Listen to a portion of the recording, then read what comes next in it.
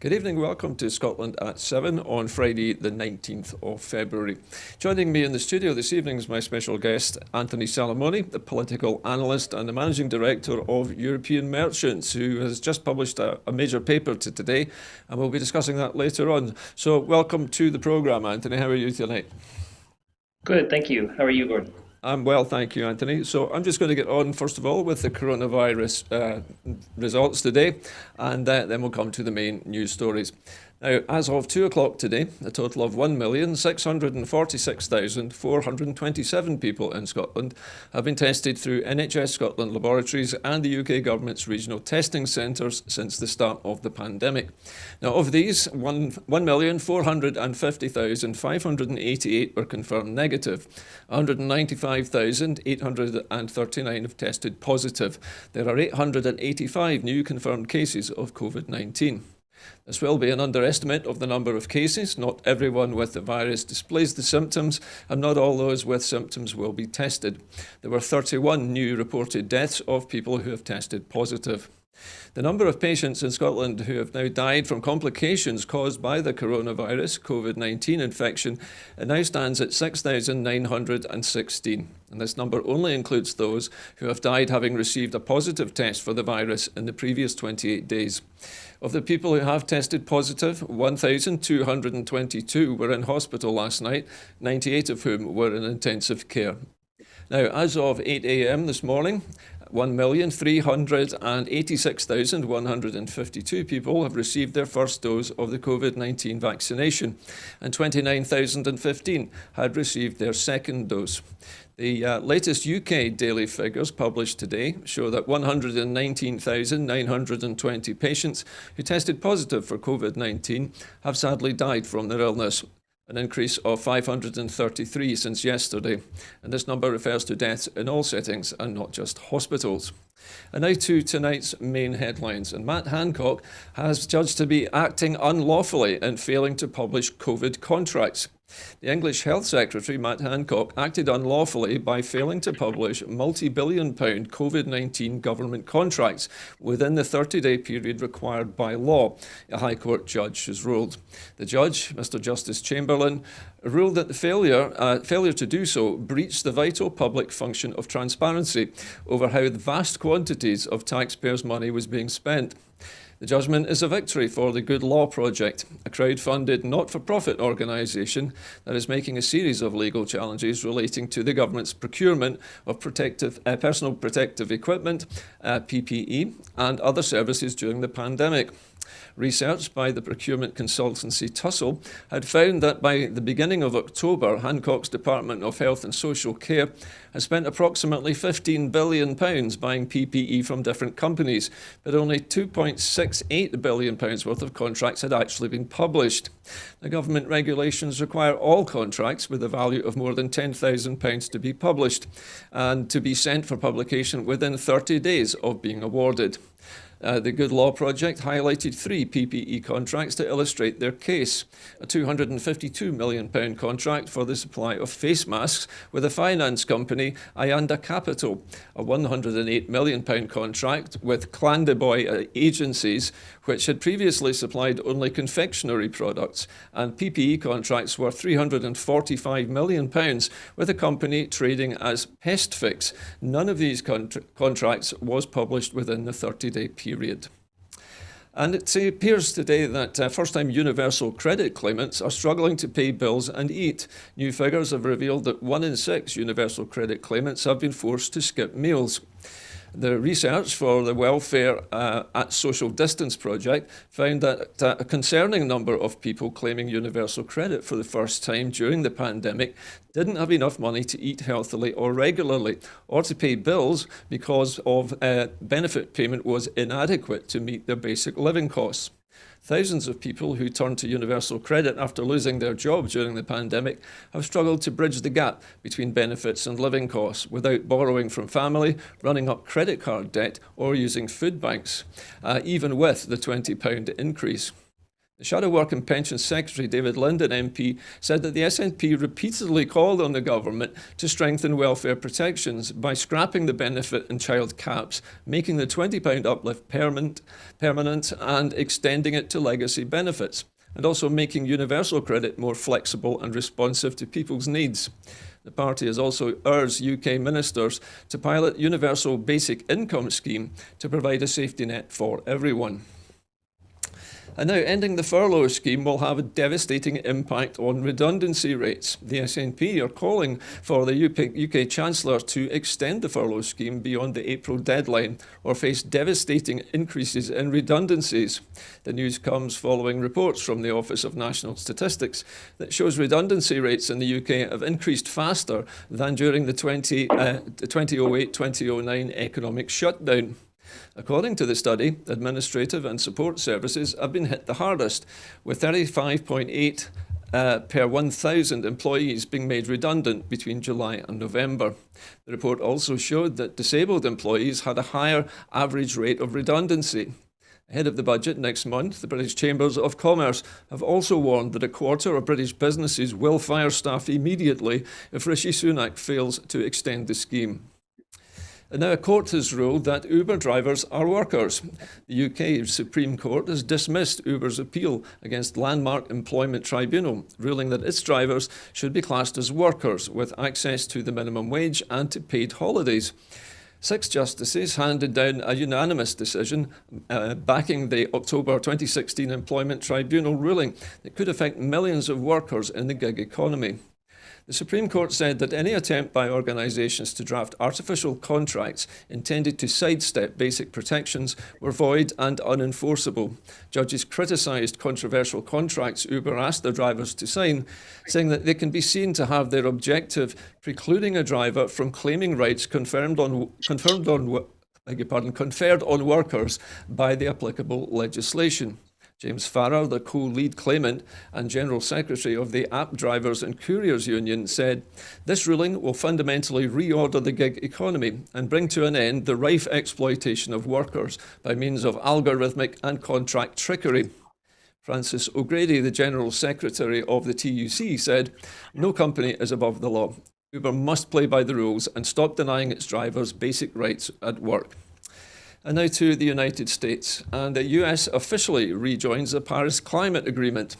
The United States officially rejoined the Paris Climate Agreement on Friday, reinvigorating the global fight against climate change, as the Biden administration plans drastic emissions cuts over the next 3 decades.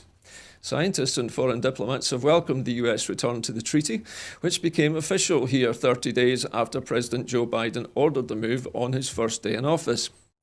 Since nearly 200 countries signed the 2015 Pact to prevent catastrophic climate change, the United States was the only country to exit under the reign of the ex-President Donald Trump. US climate envoy John Kerry will take part in virtual events on Friday to mark the United States' re-entry, including appearances with the ambassadors to the UK and Italy. The United Nations Secretary General Antonio Guterres and the UN Climate Ambition Envoy Michael Bloomberg. Biden has promised to chart a path towards net zero US emissions by 2050. And now millions of Texas are struggling for drinking water following deadly winter storms. Millions of Texans are facing water shortages after the deadly winter storm ravaged the state, causing pipes to burst and treatment plants to back up, disrupting services and contaminating supplies. Texas officials ordered 7 million people, a quarter of the population of the nation's second largest state, to boil tap water before drinking it, following days of record low temperatures that damaged infrastructure and froze pipes. The disruption to water supplies comes after winter storms caused widespread blackouts as they wreaked havoc on the state's power grid and utilities, leaving millions without power for days. Republican Senator Ted Cruz has continued to face a storm of outrage over his family trip to Cancun in Mexico, while millions of his constituents were still stranded without food, heat and water. And now to Norway. Norway is proposing an easing of drugs law in a bid to help addicts. The Norwegian government has proposed relaxing its strict drugs laws and switching focus to treatment rather than jail or fines for those in possession of small quantities of recreational drugs. The Nordic nation has one of Europe's highest drug-induced mortality rates, the EU data shows, a fact that the government hopes to change. But the legislation is politically controversial, and it remains unclear whether it will be passed by Parliament. Decades of criminal punishment has not worked, Norwegian Education Minister Guri Melby told the news conference. We'll no longer stand by and watch people being stigmatised and called criminals when in fact they are ill. Drugs, including heroin, cocaine and cannabis, would remain illegal and subject to confiscation by police, but under the government's proposal. But possession of small quantities would no longer be punished. Instead, counselling will become mandatory, and a refusal to seek help could result in a fine. Rich from oil and with a generous welfare state, Norway is frequently named among the world's best places to live, topping last year's United Nations Human Development Index. However, the country's record on drugs has been mixed, and the strict enforcement policy is seen by some as part of the problem and not the solution. And now, residential rehabilitation provisions are to change. A survey of residential rehabilitation services in Scotland shows that there are 418 beds available for the treatment of both drug and alcohol addiction. All 20 of the facilities surveyed replied. 16 said that they provided residential treatment for both alcohol and drug addiction. 3 provided treatment for drugs only, and 1 for alcohol only. The survey was commissioned to follow up on a report published by the Residential Rehabilitation Working Group last year to gain a better understanding of the placements available. The working group made 9 main recommendations on how services could be improved, all of which have now been reviewed and accepted by the Scottish Government. More than £100 million has been allocated by the Scottish Government for improving and increasing the provision of residential rehabilitation over the next 5 years. And now we're journeying into space, and NASA's Perseverance probe has touched down safely on Mars. NASA's science rover, Perseverance, the most advanced astrobiology laboratory ever sent to another world, streaked through the Martian atmosphere last night and landed safely on the floor of a vast crater, its first stop on the search for traces of ancient microbial life on the red planet. The robotic vehicle sailed through space for nearly 7 months, covering 293 million miles before piercing the Martian atmosphere at 12,000 miles per hour to begin its approach to touchdown on the planet's surface. The spacecraft's self-guided descent and landing during a complex series of maneuvers that NASA dubbed the 7 Minutes of Terror stands as the most elaborate and challenging feat in the annals of robotic spaceflight. Mission managers at NASA's Jet Propulsion Laboratory near Los Angeles burst into applause and cheers as the radio signals confirmed that the 6-wheeled rover had survived its perilous descent and arrived within its target zone inside Jezero Crater, the site of a long-vanished Martian lake bed. And that's tonight's news so far. And now to the next segment of our programme. I'd like to involve our special guest this evening, Anthony Salamone, a political analyst and a managing director of European Merchants, who today have published a wide-ranging report on, I think you could say, it is a landmark report, actually, isn't it, Anthony, into Scottish foreign policy. Anthony, just at the beginning of this interview, I was just thinking, what was it that prompted you to publish this, or to write and publish this particular report at this moment in time? Well, Gordon, having written a similarly long blueprint on how Scotland could join the European Union under independence, I realized that, besides the European Union, thinking about EU affairs, we also want to think about international affairs. And, I think that foreign policy is such an important part of the independence debate of how Scotland would relate with the rest of Europe and the world. But I also think that there's a huge amount of work to be done in thinking through what that would actually look like in practice. And that's what I try to do in this report. Now, having read the report, Anthony, it's a very long report and it's very, very detailed. But I've kind of split this up into some segments so that we can talk about the generalities first of all, and you've split it into several sections. First of all, dealing with the principal institutions and the department organisation, but you talk a lot in the initial stages about the values that Scotland will have when it's dealing with foreign policy. So I would like to ask you, what values will Scotland have to base its future foreign policy upon? What do you think are the key values that we need to observe? Well, thank you for reading the whole report. You're right, it's quite long. It's about 40,000 words.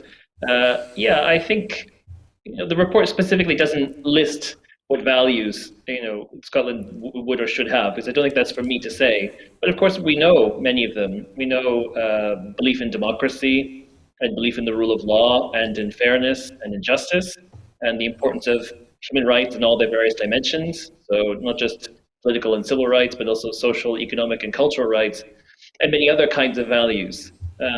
Things that are important here in Scotland for us, and also things that we want to see in the rest of Europe and the rest of the Europe, in the European Union, and hopefully in the rest of the world too.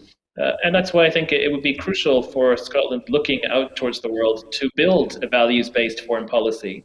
I think that is perfectly feasible and possible to do for Scotland. I think it would be different from how other states in the world conduct their international relations.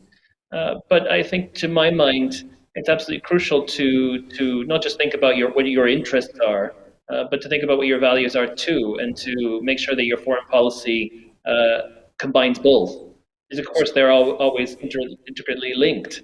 It's not just a question of saying, for instance, it's in Scotland's interest to prevent catastrophic climate change because of the consequence it would bring for Scotland. That also aligns with values of a just transition and social justice, for instance.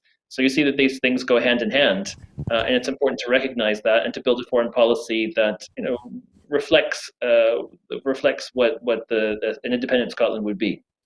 So I guess what you're saying here, Anthony, is that Scotland would be basing its foreign policy on things which will affect the globe, not just Scotland, but things that will affect everyone. And I think climate change obviously is one of the top talking points at the moment. And I will come back to that later on, actually, in this interview.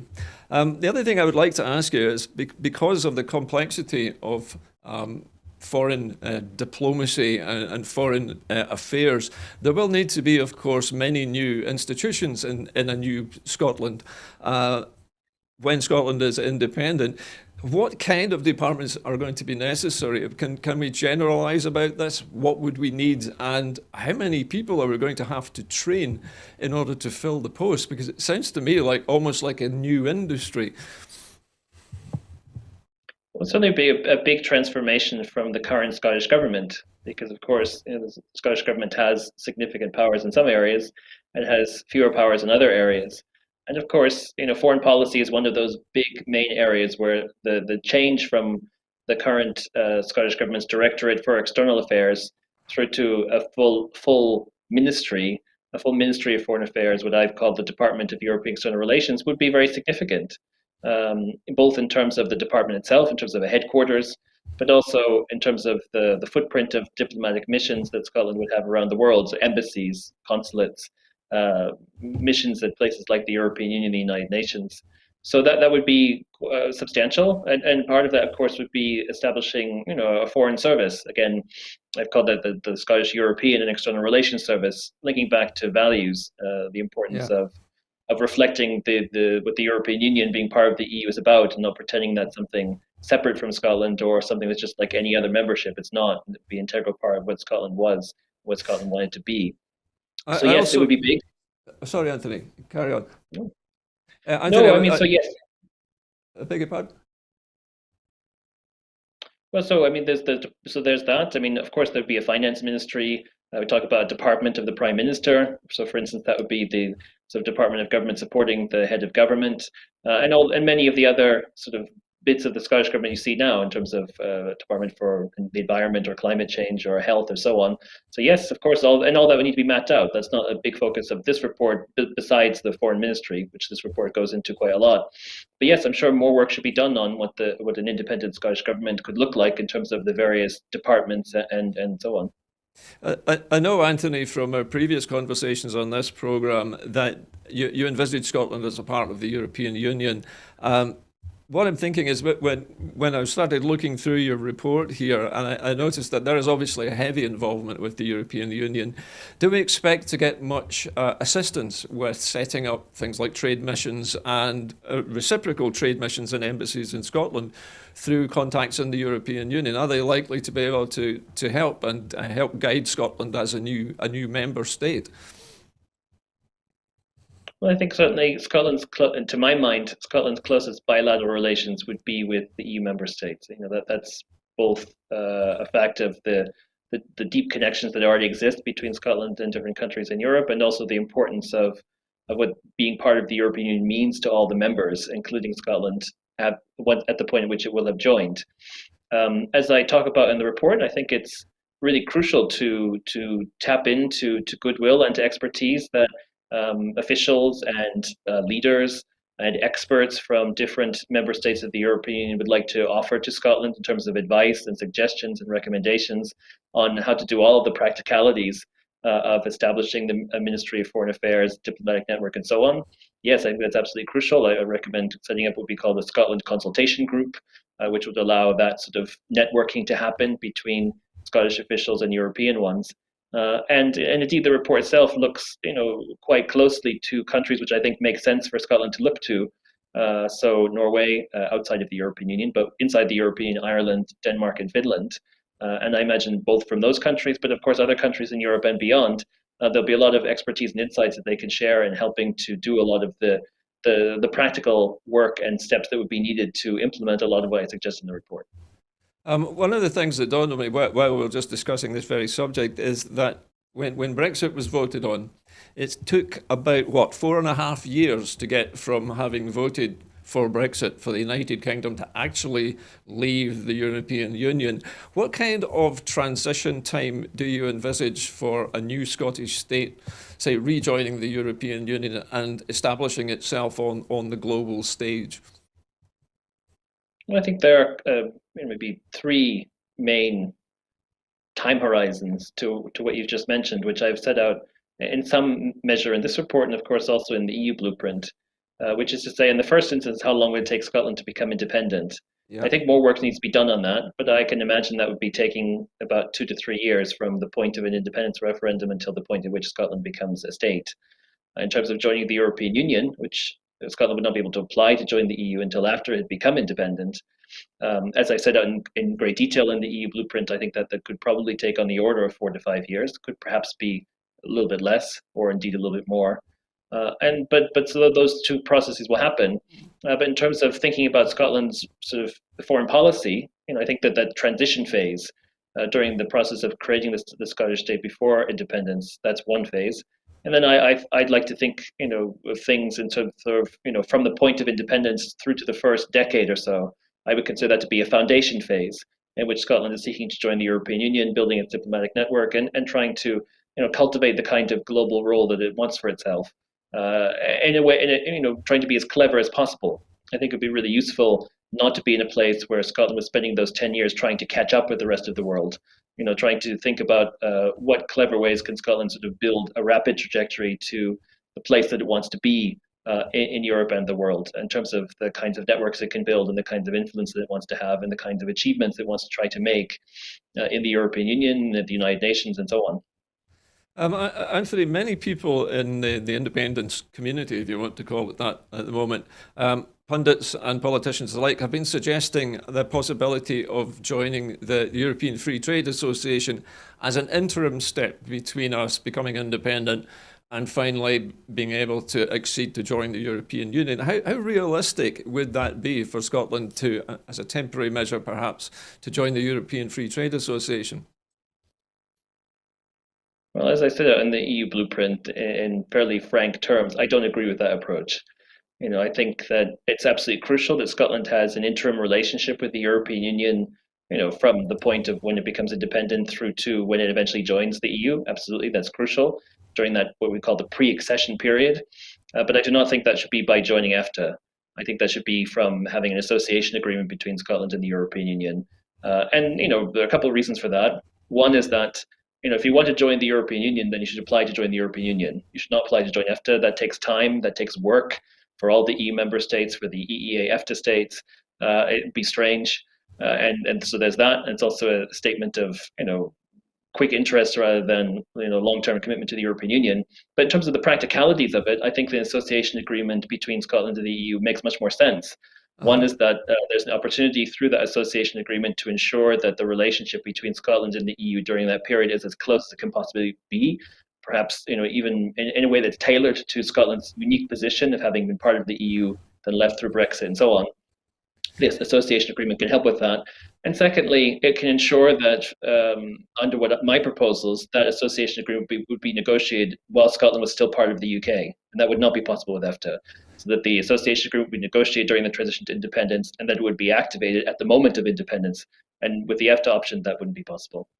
In this association agreement, Anthony, is there the possibility to negotiate a situation where Scotland is in a similar situation to Northern Ireland, where it perhaps is allowed free trade into and out of the European Union, pending some future, full joining of the European Union? Is that a possibility? Is it even feasible?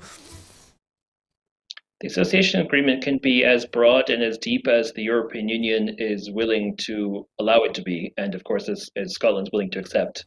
So these agreements are very flexible, and of course, Scotland will be in a very unique position.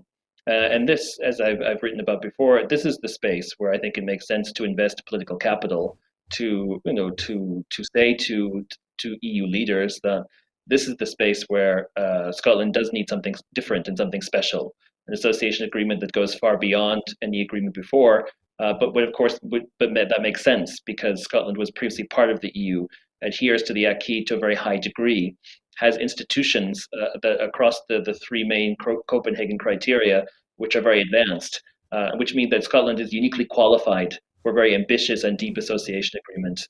And so I think when you frame it in that way, yes, I think it is possible to have an association agreement which would include many elements of the four freedoms of the internal market. But that would be different for the EU. But I hope that that is the space to invest and try and make that happen. Okay, on a totally different subject now, Anthony. You mentioned in your report, or you envisage this new Scotland in the report as a republic with a president.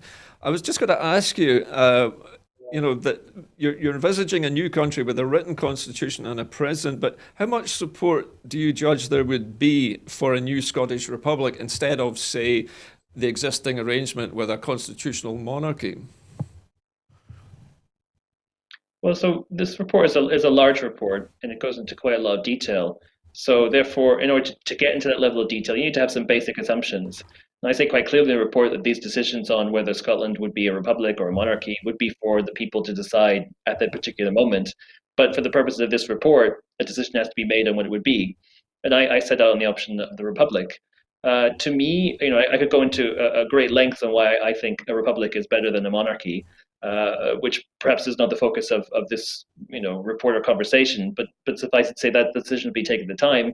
But from my perspective, Scotland being a new state in the world, based on a written constitution, based on the kinds of values we were talking about before, it makes no sense to me why Scotland would want to be a monarchy.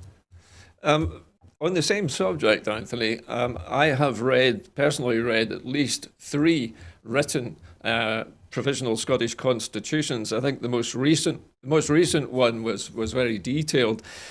Is it true? I'm not sure this is true or not, but is it true that Scotland, even before it leaves the UK, could adopt its own constitution, even though it's still a member of the Union? I'm not sure of the legalities of that. Do you have any information on that? Well, besides the point that I'm not a lawyer, if you wanted my sort of political scientist view, sure, of course Scotland could have a constitution if it wanted.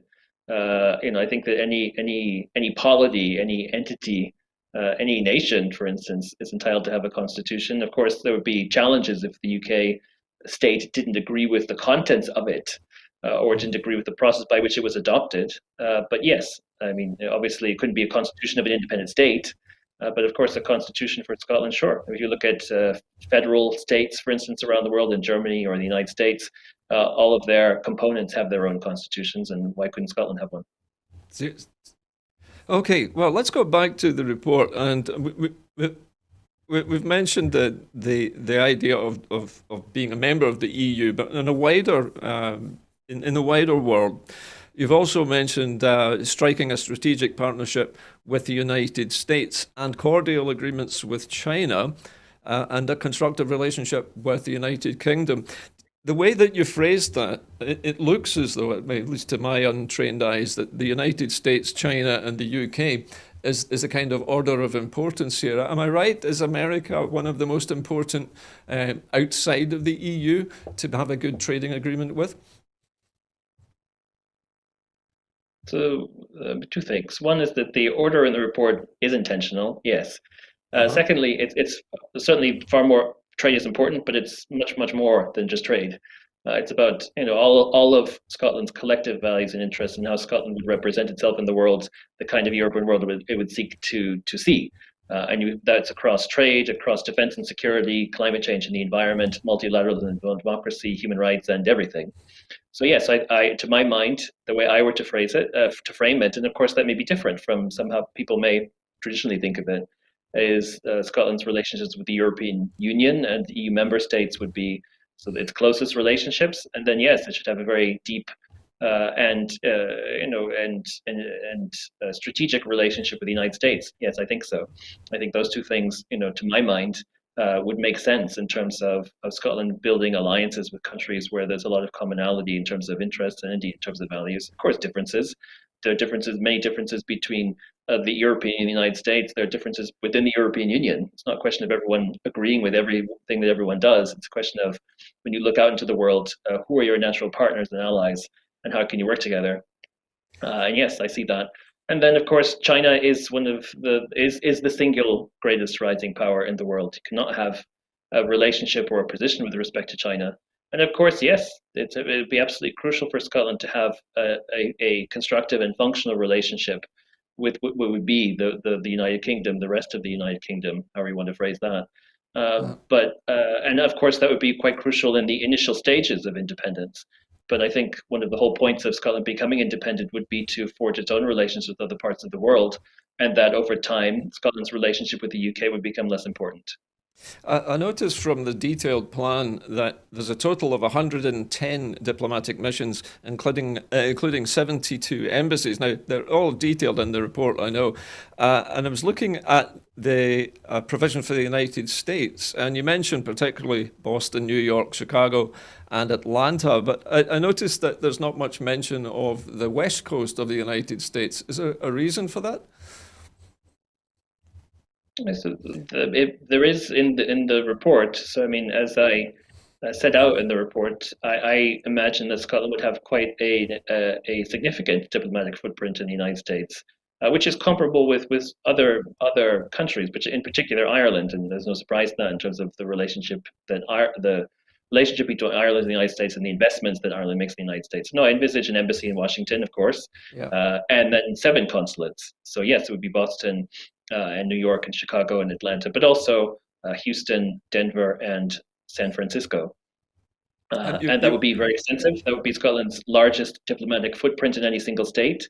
But I think considering the importance of the strategic relationship between Scotland and the United States and the geographic size and economic size of the US, and of course the extensive Scottish diaspora within the United States, that kind of footprint is warranted.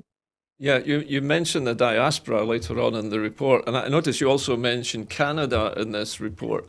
Um, but I wanted to ask you about a particular item in this list that Scotland should create a team of councillors of state, high ranking advisors, and envoys to represent Scotland globally on major topics. Do you envisage these envoys as being members of the government, or are they likely to be, business figures or other well-known public figures? How do you judge their usefulness as an ambassador? Well, so the councillors of state are one of the ideas that I've come up with on the premise that one of the points of Scotland becoming independent is that it has the opportunity to be innovative and to do things differently. Now, many states, including the European states I mentioned earlier, have a various collection of special envoys or ambassadors at large, or various different titles to represent the state on particular issues. And that could be on human rights, it could be on climate change. We talked a little bit earlier about John Kerry being a special envoy on climate change, for instance.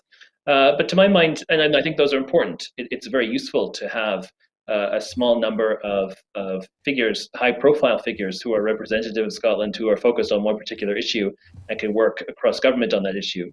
But to my mind, I think it's much more useful to have those figures embedded into the hierarchy of the government rather than sort of free-floating envoys sort of attached on the fringes of the Ministry of Foreign Affairs. And I think that the Council of State would combine both. It would combine special envoys or ambassadors at large with advisors to the Prime Minister or the head of government, however they might be titled, and combine both of those roles together. I think that it's useful because it ensures their integration with the government, but it also increases their own profile when they try to go out and talk about climate change or multilateralism, because officials will know that they are tied directly to the Prime Minister and the senior levels of government. Okay, let's leave the embassies for the moment and talk about security and defence. You mentioned in great detail, because this entire report is hugely detailed. Joining the United Nations seems a very obvious thing to do. But you also mentioned the Security Council. Is it likely that Scotland would be admitted to the Security Council's sort of top layer, or is it likely to be a kind of ordinary member at this stage? Well, I think it's quite clear, and as I've written about before this report, indeed, that the Security Council is probably the most consequential forum or body to be a member of in terms of international relations. So it's going out with the European Union because it does not consider the EU to be part of foreign affairs for its members, at least. But yes, the Security Council. So sure, I think that it's important to start to think about how Scotland would campaign for a seat on the UN Security Council, for a non-permanent seat. Those are 2-year terms. They're allocated by groups. Scotland would be part of the group which is called Western European and Others, which is Western Europe plus countries like Australia, and also the United States for caucusing purposes, but obviously the United States has a permanent seat. But yeah, sure, to think about the campaign, because of course you have to campaign and there's an election for the seats, and depending on who stands when and so on, you have to secure the support of the various current 193 members of the United Nations. As, for instance, Norway and Ireland did over Canada in the election that took place last summer. But that is a very long-term thing. I would expect Scotland to announce its candidature for a potential seat about 10 to 15, perhaps 20 years before the actual election would take place. And so obviously Scotland would have to have established itself as a member of the United Nations, an ordinary member, if you like, and build a reputation at the UN before announcing that candidature and then working very hard to secure a victory in the eventual election. So joining the UN is a long-term ambition. But what about NATO? You mention it specifically, and you appear to support the idea of a new independent Scottish state joining NATO or rejoining NATO. But that throws up a problem with many Scots who are opposed to nuclear weapons. Does that not pose a big difficulty? Is that not a large hurdle to joining NATO? If I just swing back to the United Nations, just to maybe clarify, I think Scotland needs to join the United Nations immediately after independence. But in terms of membership of the Security Council, which obviously is a temporary thing, that would take a long time. But no, to join the United Nations as soon as possible. I also think that could be relatively expeditious for Scotland as well. But in terms of NATO, yes, I appreciate that this is a difficult issue for many people. And indeed, I'm not a supporter of nuclear weapons either.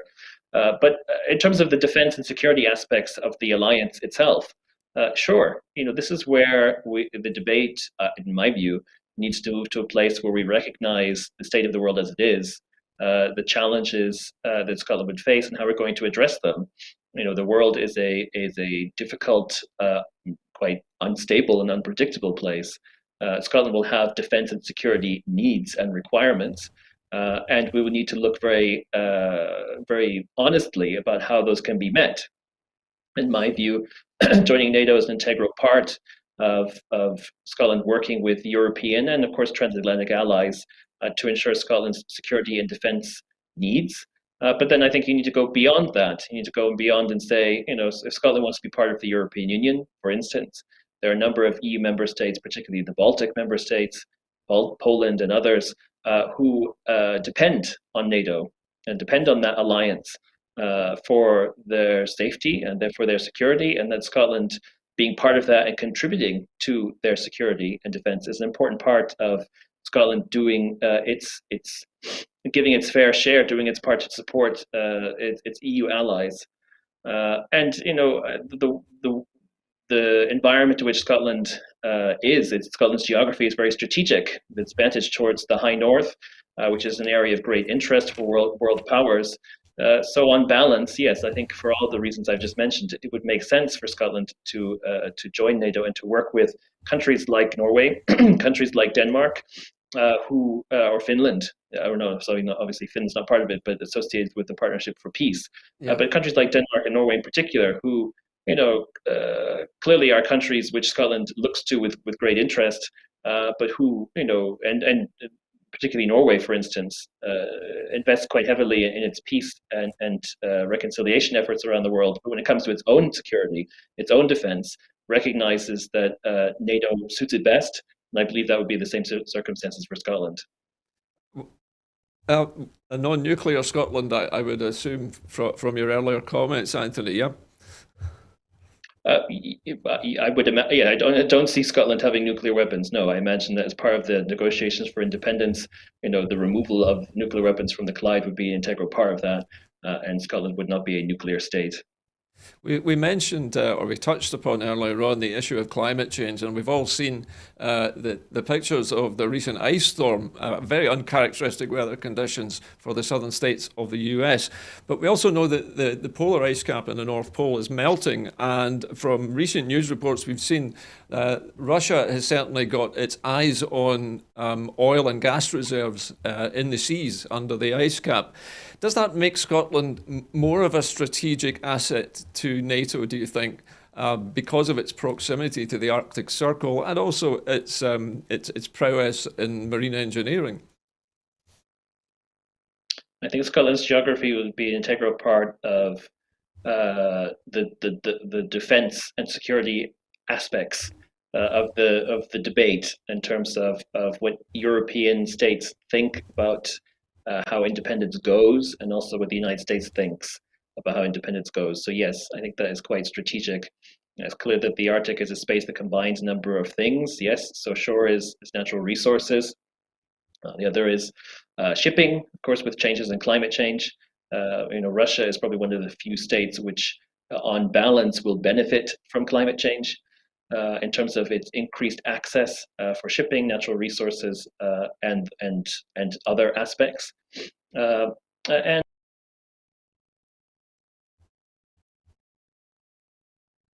We seem to have lost the link with Anthony for the moment. Can we get Anthony back? how Scotland would, yes. So I think the Arctic is certainly okay. Yeah, so I think the Arctic is certainly a really important space, and it's becoming more so for not just countries like Russia or Norway, but also and of course the United States and Canada, but also China too. So yes, it would be an extremely important space for the world, and of course Scotland is not an Arctic state, but it's very close to the Arctic. So yes, I think that's quite a really crucial aspect.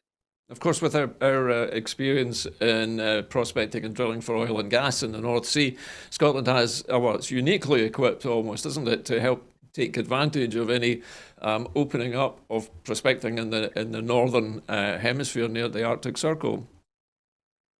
Well, I suppose it depends on what your strategy is in respect of climate change, because I imagine many people would say that we will need to stop extracting fossil fuels. Yeah. But of course, Scotland has a huge amount of expertise in renewable technologies associated with the marine environment, so perhaps we could also deploy those as well. Okay, Anthony, thanks for that. Okay, let's move to another subject now, migration and population. Now, Europeans, since Brexit, have been reluctant to come back to the United Kingdom because they don't know whether they're going to be welcome. They don't know how long they're going to be allowed to stay. And the weakness of the pound has made the euro seem a much more appealing prospect for workers from Eastern Europe. What do you think an independent Scotland will have to entice those European workers back to Scotland? Because we know that Scotland is suffering from a demographic decline in its population. How important is that single factor, do you think, in planning our foreign policy? Well, I imagine it would be quite crucial for Scotland to have some form of population strategy or migration policy, which recognizes the demographic challenges that we face and how we're going to address them. I think that being rejoining the European Union will be an important part of that, but I imagine it won't be the only part. Scotland may require be interested in seeing migration from other places. Of course, that could be from the UK, or that could be from other parts of the world. But in terms of being in a place where EU citizens want to live in Scotland and want to move to Scotland if they don't already live here, I think that a lot of the reasons that attracted people to Scotland before will sort of be renewed in terms of the different opportunities and sectors of the economy, opportunities, of course, for people to start their own businesses, to participate in higher education, to participate in hospitality, to participate in arts and culture, whatever they may be. Scotland will have all those things to offer. And it will just be so much easier for people to come in to live in Scotland because they won't need visas, they won't need permits, they won't have income thresholds, so on and so forth, all the things that we're seeing imposed now that didn't exist before. So I think even just the removal of all those various constraints and the knowledge that there will be opportunities for people to come to Scotland and to make a contribution and to become part of Scottish society, I think that would be, a significant draw for people right there. I noticed, Anthony, in your report that you're recommending that Scotland, Ireland, and the United Kingdom should found a new Common Islands Council to replace the old British Irish Council to serve as a three-way forum. Why is that particularly important to have a three-way forum rather than perhaps just an agreement between Scotland and the rest of the UK? Well, given we all share these islands, and of course, one of the challenges is that we don't really have an agreed name for the islands. So in the report, I've decided to just call them the Common Islands until we can think of something better. But so for across all the areas you can think of, whether it be the environment, which we've been talking about, whether that be about the flows of people and of goods, it makes a lot of sense for Scotland and for Ireland and for the United Kingdom to cooperate with each other. Obviously, we're seeing the clear differences that Ireland and Scotland would be part of the European Union, the United Kingdom would not be, at least not for some time, and various other differences between them. But so no, I think it's be quite crucial for Scotland to develop its bilateral relationship with the UK, and there'll be institutions associated with that, quite a lot of them. More work needs to be done on this, by the way. I intend to do some. And then there should be a trilateral cooperation between Scotland and Ireland and the UK. And of course, there'll also be cooperation bilaterally between Scotland and Ireland, but that will be in large measure within the frame of the European Union too. But in terms of the direct kinds of issues that I see being associated with these forums, sure, yeah, I mean, it makes sense to have a trilateral three-way forum between Ireland, Scotland, and the UK. In terms of the British-Irish Council, I imagine, so for instance, I imagine that could be sort of upgraded, if you like. But of course, Scotland will be the newcomer to these institutions in the sense of being a state. So it would be important for Scotland to listen to what the existing members want. So, for instance, if Ireland and the UK want to keep the British-Irish Council as their own forum for themselves, and the other bits of the UK which are obviously constituent members, then Scotland will have to respect that. And then obviously maybe the three-way forum could be a separate institution. All these things, it won't be just for Scotland to decide. But yeah, that kind of cooperation is an integral part of ensuring that there are constructive relations across these islands, as it were, regardless of the different kinds of choices that states make in terms of being in the European Union or anything else. Anthony, in the final part of this interview, I wanted to ask you specifically about trade and investment because you yourself, your entire reason for existence and European Merchants, the organisation which you head, is really there, isn't it, to encourage European trade? How important is this going to be to get trade levels back to what they were before Brexit and hopefully, improved far beyond that? What kind of improvements would you anticipate when Scotland becomes a republic, for example, just taking that as an example? Well, there are multiple layers to how trade investment could be furthered. Of course, rejoining the European Union will be very significant. Concluding the future relationship with the United Kingdom will also be important. But there, in terms of looking to the rest of Europe and the world, a number of things that independent Scotland will be doing. The diplomatic network, as you outlined, including 72 embassies and 29 consulates across the world, trade investment be a key part of their work in terms of supporting Scottish exporters, but also encouraging investment into Scotland from countries around the world, but not least the United States, Canada, and of course across the European Union. In the report, I suggest creating what I would call the Scottish Trade Council, which would be part of the Department of European External Relations, and that would be sort of an integrated trade promotion agency, which would incorporate some of the features that already exist in terms of work that the Scottish Government and its agencies do, but of course with more responsibilities, more resources, and that those would be embedded with the diplomatic missions that Scotland would have across the world, and then that would hopefully drive a lot of the things we want to see in terms of increases in exports, but also increases in investment into Scotland, by companies and others. You mentioned a little while ago in the interview this interim agreement that Scotland should have prepared before it votes on independence, so that on day one we have a kind of signed accord with the European Union about what will happen next in Scotland's relationship with Europe. With so many Scottish exporters, particularly in the food and drink industry, heavily reliant on exporting to Europe, why do we actually start? For is that the association agreement, in which I believe that the Scottish Government and the UK Government should conclude a framework agreement setting out how the separation process will work, and that part of that will be that the UK Government and the Scottish Government agree that Scotland will proceed with that association agreement with the European Union. I think that would be the best way forward, because we're very clear to the EU that both the Scottish Government and the UK Government want that to happen, and that would remove any of the political difficulties of the EU engaging with Scotland while it was still formally part of the UK. So that will have to wait until after the referendum. But obviously, Scotland's engagement with the EU institutions and the member states continues right now. Not in terms of negotiations, of course, but in terms of links and relationships on areas where Scotland can work with the EU right now. And of course, we talked about climate change. It's a recurrent theme, but it's very important. That is one area where I know that the Scottish Government can and does work with other European states and the EU, where Scotland can demonstrate the kinds of contributions that it could make to European initiatives, and try to continue some of the work that Scotland was doing when we were still part of the EU. That's challenging, and there are difficulties associated with that. But of course, there's a huge amount of goodwill towards Scotland as well.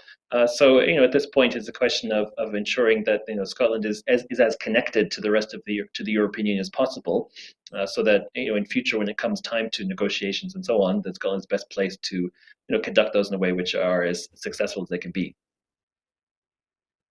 Anthony, I think we just lost the link to you for a moment there, but I caught the end of that last sentence. One of the questions that arose in my mind while you were talking was, we talked very much earlier on about China and America and their importance to Scotland strategically.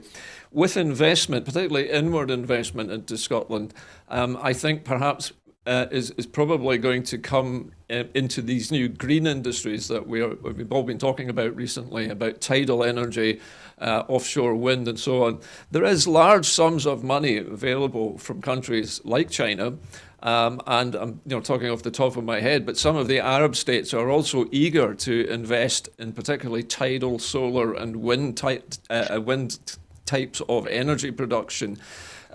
Is there scope, do you think, for a Scottish investment body which deals with what I would term the rather awkward squad of countries who perhaps have questionable human rights records, like China, perhaps like Saudi Arabia, to deal with those countries productively, but at the same time putting pressure on them to change their human rights records?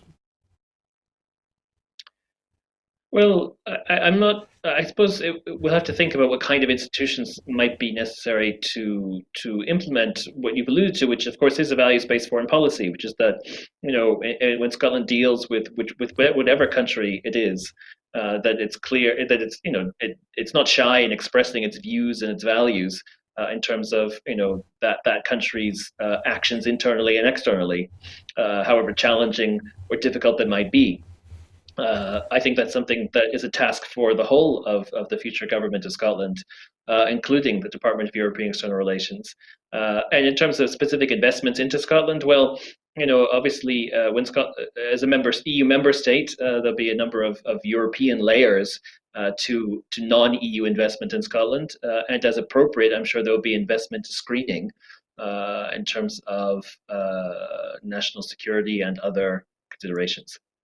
There was one other topic I just wanted to put to you before we finish our interview this evening, Anthony, and that is the topic of nationalised industries in a newly independent Scotland. I know that you are a political analyst, and we are looking at this future Scotland as a member state of the EU. And working along normal lines of a free market economy. But would there be a role, if we are a member of the European Union, for some form of nationalised public utilities? Would that fit in with the European Union's regulations in terms of what it allows countries to, so shall we say, keep for themselves in terms of subsidies? So I'm thinking of the railways, the electricity grid, the gas grid, things like that. Could they be nationalised, and would the European Union be happy to accept us if we did that? Well, sort of with the proviso that I am definitely not a lawyer of any kind, and certainly not a competition lawyer. I think, so with those really big caveats, I think that, the general principle of public sort of ownership of certain utilities would in general terms be acceptable to the European Union, but I think it's very challenging to sort of renationalize industries that are privatized. That would be sort of what I would say on that. I think that obviously depends on negotiations that Scotland would have with the European Union and the state of EU law as it was at the time. I think that's always worth remembering, that of course the EU does have really important core principles in terms of the single market, but also European legislation evolves over time. After the coronavirus pandemic, when it is thankfully over, we will obviously be rethinking lots of things in terms of how we structure the state. So it's perfectly possible that the EU's approach might be different on some of those questions than it would have been before the pandemic. But obviously that will be something to be decided at the time. But I imagine that whatever the state of play is on those kinds of issues, that it would be worthwhile for Scotland, before it makes any kinds of decisions like that, is to engage with the European, engage with the Commission, find out what the state of play is, and then make decisions on that basis, rather than make choices and then have to undo things in the process of trying to join the EU. Well, Anthony, we've sadly run out of time on the programme this evening to discuss this any further. There is so much in your report that I would like to have gone into in more detail tonight. We simply don't have the time, unfortunately. But because it is getting near the end of the programme, I need to remind you that, of course, Broadcasting Scotland is in the middle of a major crowdfunder at the moment, and we need your help to be there for the big events that are coming up in the rest of 2021. So if you'd like to become a Broadcasting Scotland supporter, you can do so by following the instructions on your screen now. You can also make an individual donation if you wish, and you can volunteer to help us at the studio as well. That is about it from me this evening. Just to thank Anthony for being my guest this evening, and of course his publication, The Global Blueprint, Prospectus for Scotland's Foreign Policy Institutions under Independence, is published today, and I'm sure there will be ways of getting hold of that if you're interested. Anthony, thank you very much again for giving us such an interesting interview this evening. Thank you, Gordon. And I will see you again, hopefully, on Monday. But that's it from Scotland at 7 this evening. Have a great weekend. Bye-bye for now.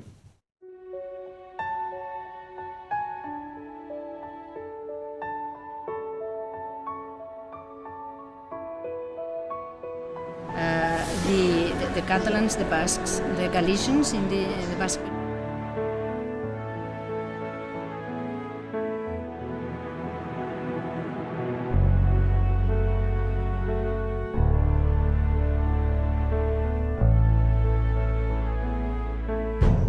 An independent future for Scotland.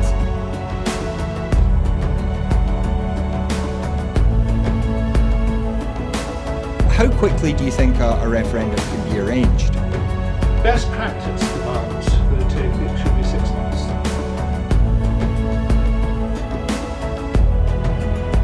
Just looking at the overall share numbers for Scotland at the moment, the SNP 46.4%.